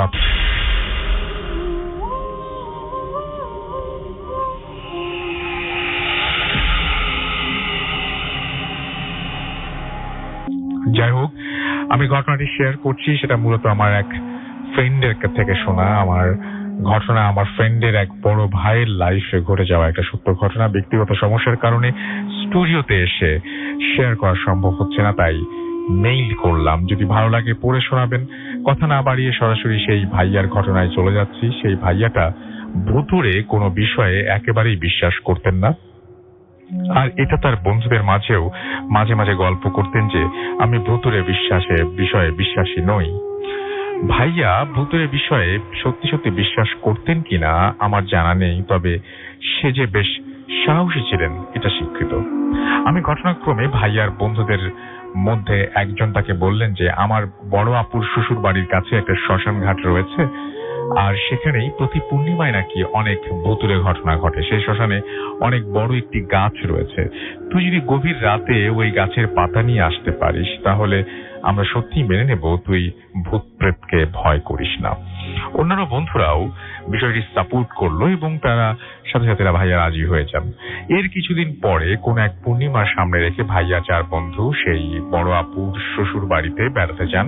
রাতে খাওয়া দাওয়া শেষ করে ভাইয়ার বন্ধুরা 10টার দিকে সবাই বের হয়ে যান। উদ্দেশ্য হলো ভাইয়াকে শ্মশানের রাস্তাটা দেখিয়ে দেয়া। ভাইয়াকে কাঁচা মাটির একটি রাস্তা দেখিয়ে দেয়া হলো। এই রাস্তাটা ধরে 5 কিলোমিটারের মতো হবে হাঁটতে হবে, আর রাস্তাটা চলে গিয়েছে ফাঁকা একটি মাঠের মাঝ দিয়ে।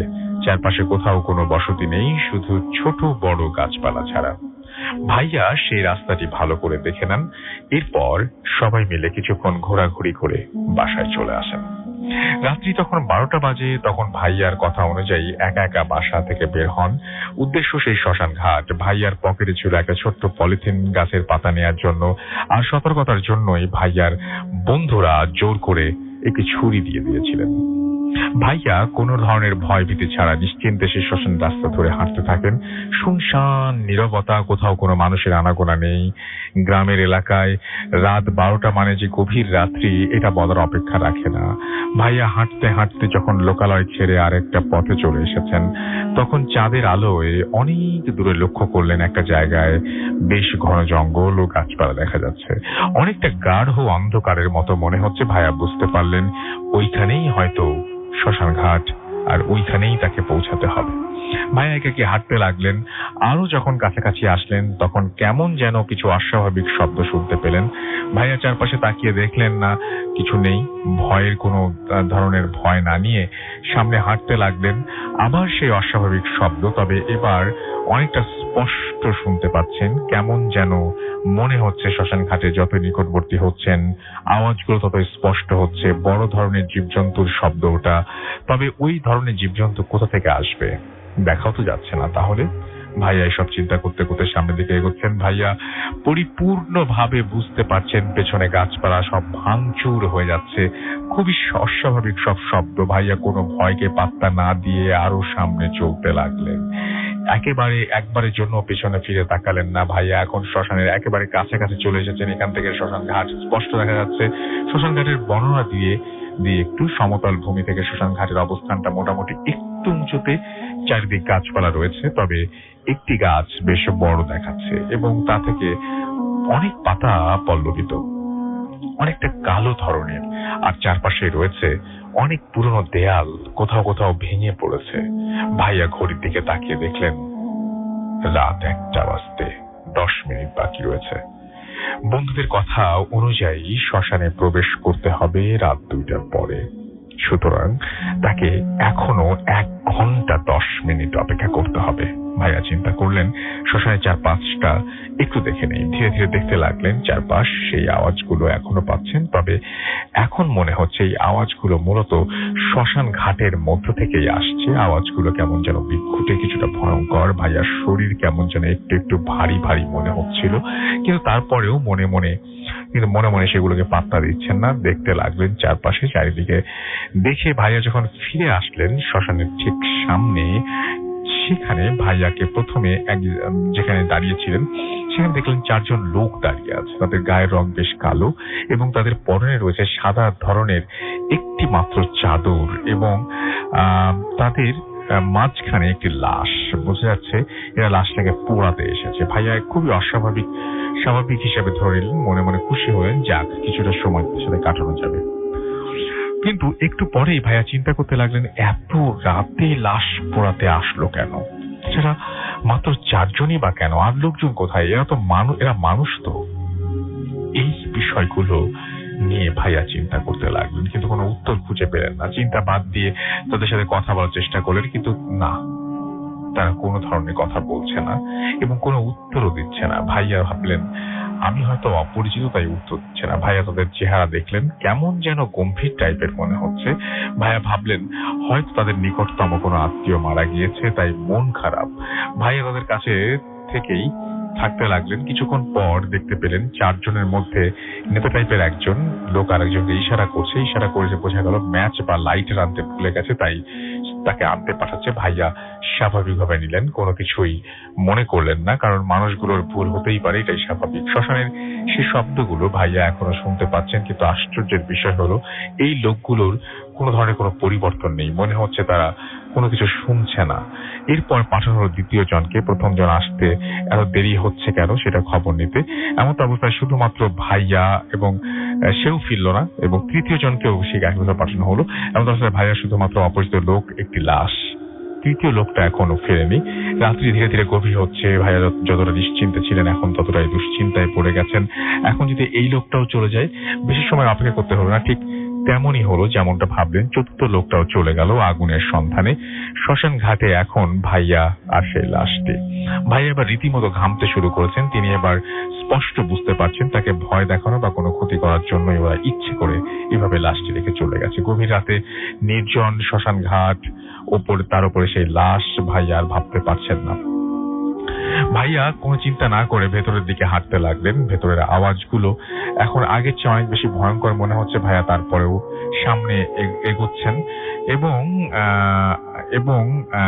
এবং চলতে লাগলেন সেই গাছটির দিকে, এবং সেই গাছটির দিকে। ঘটনায় ফিরে আসি, সেই ভাইয়া কোনো দিকে না তাকিয়ে সেই গাছটার দিকে অগ্রসর হচ্ছেন।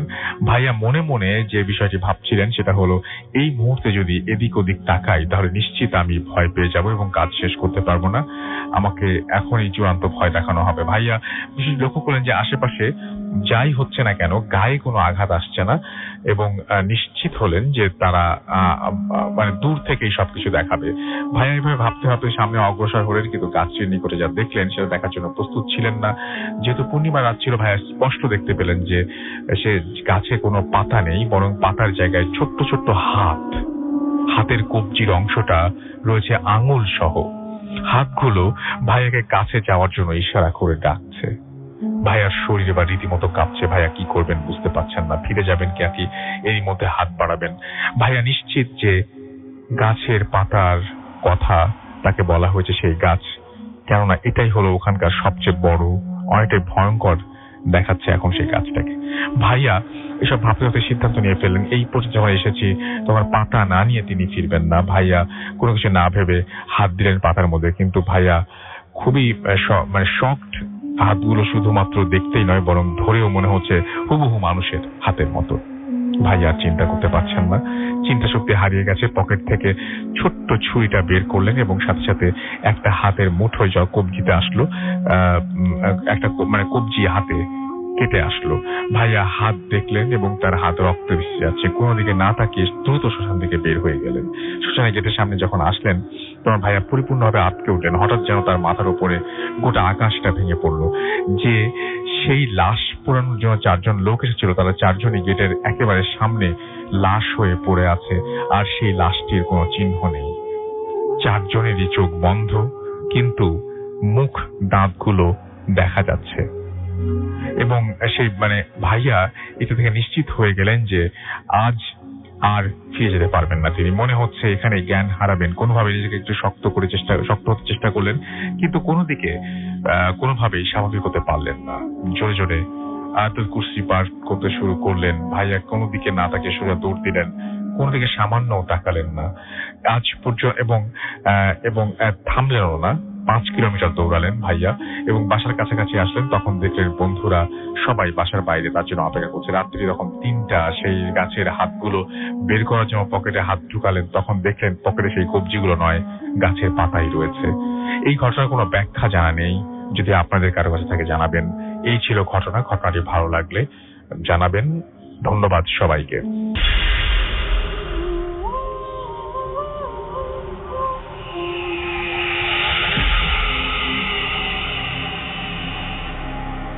আমি আদনান লালবাগ থেকে বলছি। তো ঘটনাটি ঘটে অ্যাকচুয়ালি আমার দুলাভাইয়ের বড় বোনের সাথে। ঘটনাটি ঘটে চিটাগাংয়ের পটিয়া এলাকাতে।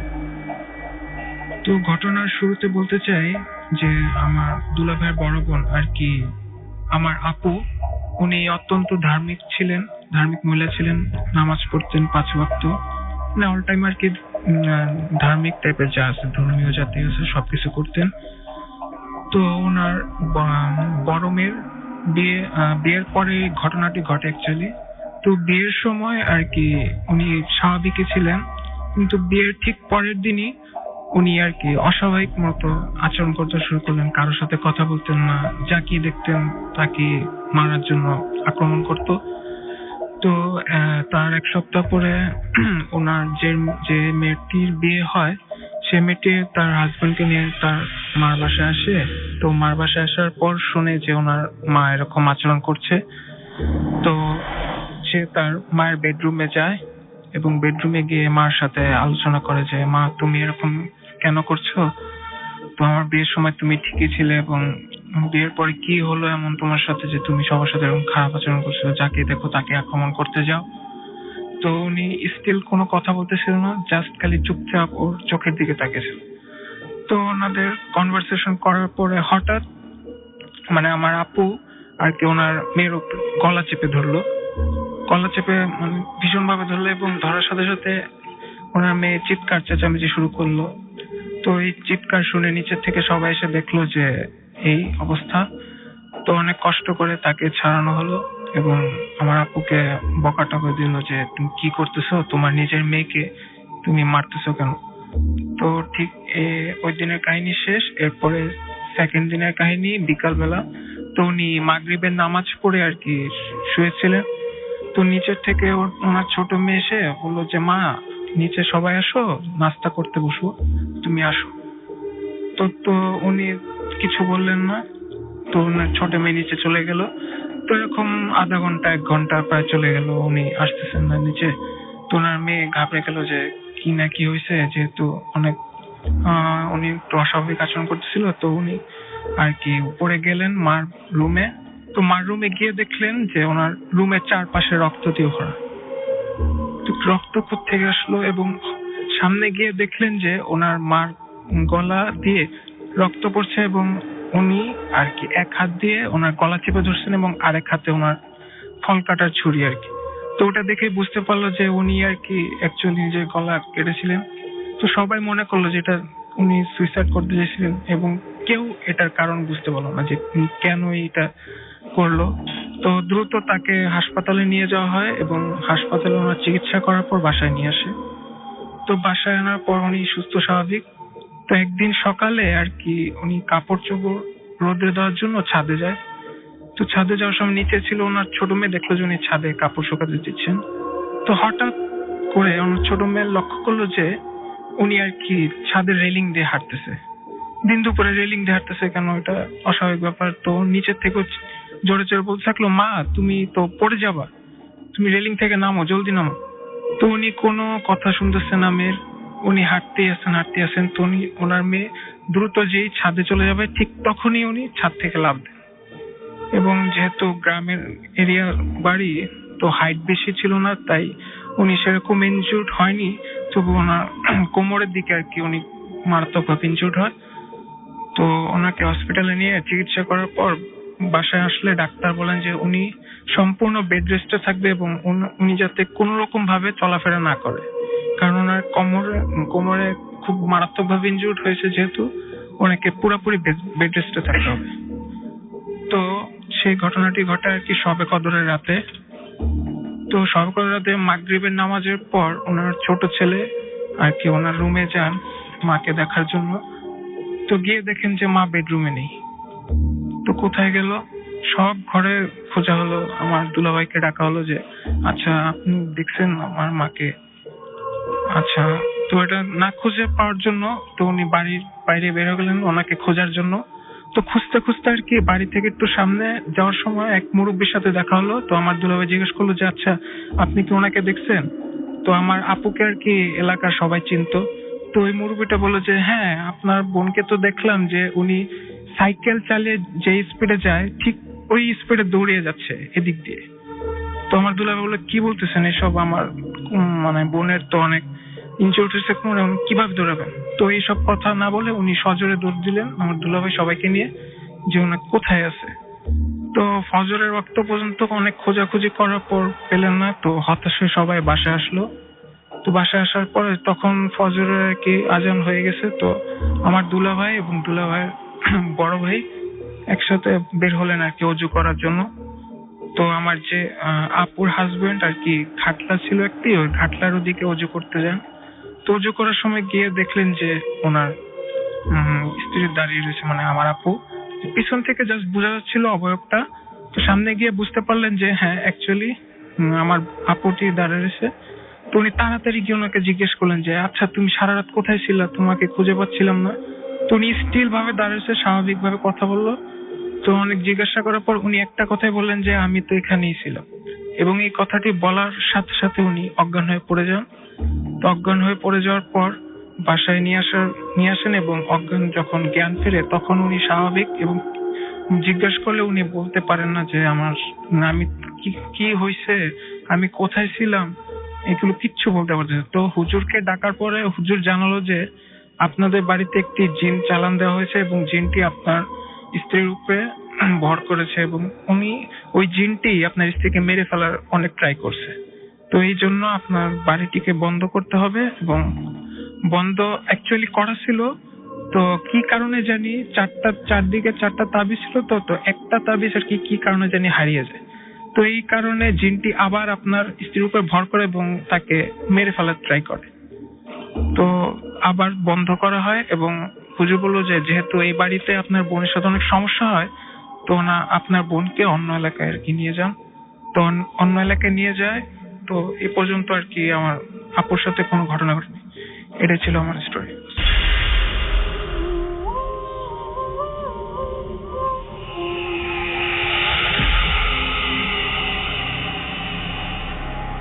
চলুন শুনি আপনার ঘটনা।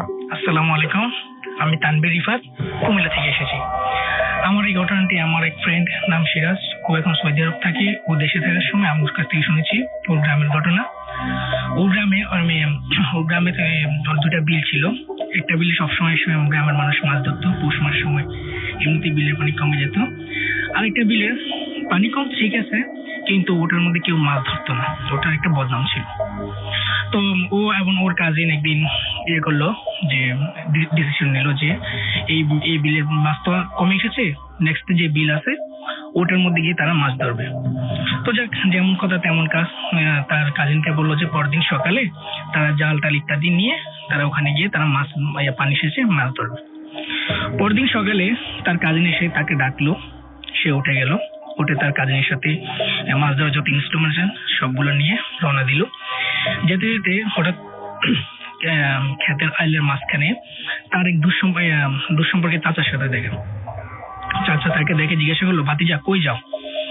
তখন সে বলল যে চাচা মাছ ধরতে যাচ্ছি, আপনি কি যাবেন? ওই চাচা আবার খেতে সেচ দেওয়ার জন্য টারবাইন স্টার্ট করার জন্য সকাল ঘুম থেকে উঠেছিল। তো তিনি টারবাইন স্টার্ট করে উনি বাসায় ফিরছিলেন। তো উনি চিন্তা করলেন যেহেতু এখন কোনো হাতে কাজ নেই, তো উনি ভাতিজার সাথে মাছ ধরতে যাবেন। তো তিনি যথারীতি ওনার ভাতিজার অফারে রাজি হলেন এবং তারা মাছ ধরতে গেল। তো যাক, মাছ ধরা শুরু করলো তারা ওই খালে নেমে। তো একটা জিনিস আমার বন্ধু লক্ষ্য করলো যে তারা যতই মাছ ধরছে, তাদের সাথে একটা বড় গামলা ছিল। ওই গামলাতে মাছগুলো রাখার পর মাছগুলো বাড়ছে না। মোটামুটি মাছগুলো 2-3টার মধ্যে থেকে যাচ্ছে, কিন্তু মাছগুলো বাড়ছে না। তো সে জায়গাটা কিছু মনে করলো না, সে আবার মাছ ধরা শুরু করলো। ধরতে ধরতে হঠাৎ করে তার কানে একটা শব্দ আসলো যে বিড়াল মাছ খেলে যেমন করে কটকট করে শব্দ হয়, তেমন একটা কটকট করে শব্দ হচ্ছে। সে আর চোখে পেছনের দিকে তাকালো, তাকিয়ে দেখলো যে তার সাথে যে বন্ধুটি এসেছে সেটি বসে বসে সেই গামলা থেকে মাছ নিয়ে কাঁচা মাছ খাচ্ছে।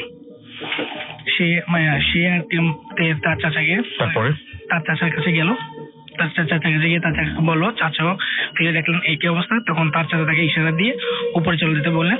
তাদের সাথে একটা বড় বাঁশ ছিল, ওই বাঁশ দিয়ে সজোরে সে বন্ধুটিকে আঘাত করে তার চাচা এবং সে অনেক জোরে দৌড়াতে লাগলো। তিনি দৌড়তে তার ভাতিজাকে বলছেন যে পেছনের দিকে তাকিস না, তুই শুধু দৌড়া। সে দৌড়াচ্ছে, তার চাচা দৌড়াচ্ছে। এক পর্যায়ে এসে অনেক দূর আসার পরে তারা থেমে যায়। তখন সে তার চাচাকে জিজ্ঞাসা করে যে চাচা আপনি আমার বন্ধুকে মারলেন কেন?